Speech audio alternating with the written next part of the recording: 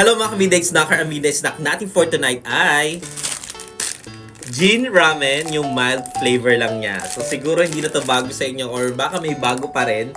Pero syempre guys, sikat na sikat talaga ang Jin Ramen ngayon. Nakalagay siya sa cup noodles and whatsoever. Pero lutuin na natin siya. Pero bago ang lahat, di mawawala ang kape. So lutuin na natin siya in 3, 2, 1. Dugyug! Uy, ang init! Tikman na natin guys. Ang init, paano ko to kakainin?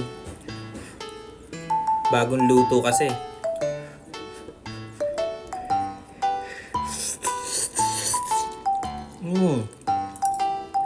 Sarap. Mild lang kasi siya guys. So siguro next time try naman natin yung spicy. Parang sarap ng sabaw ah. Sarap. Mag-gin ramen na rin kayo. Bye-bye guys!